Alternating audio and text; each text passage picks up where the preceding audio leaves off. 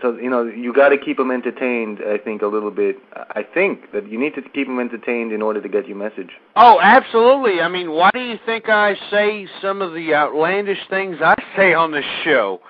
I mean, I've been criticized. Oh, yeah, I mean, you heard it last. Well, both Gorilla and Ozone heard it. I mean, some of the critics of my political persuasion were saying, "Oh, well, you say pecker shaft, and you say."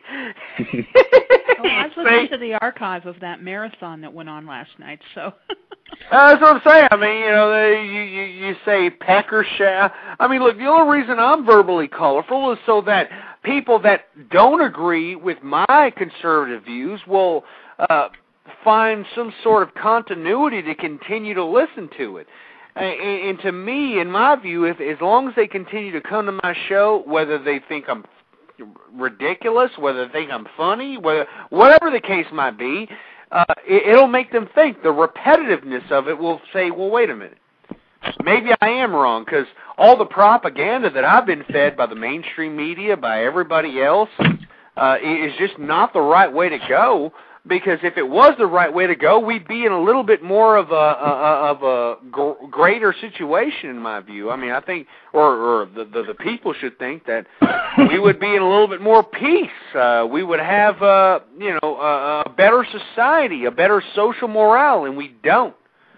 And that's the only reason why I do what I do. I know that most conservatives on BTR, they try to be, as straight arrow as possible. But unfortunately, you have to be some sort of a badass, in my view, because if you don't, you're just going to dissuade everybody. I mean, first of all, you're going to have everybody who agrees with you listening to you. But you don't want everybody who agrees with you listening to you. You want people that hate you.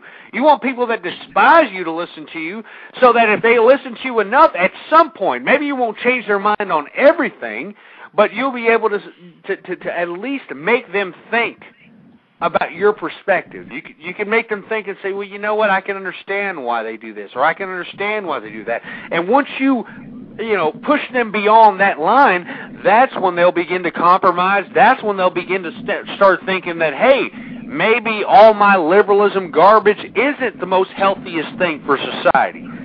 Maybe, 5 or 6 different divorces isn't the most healthiest thing for society, and so on and so forth.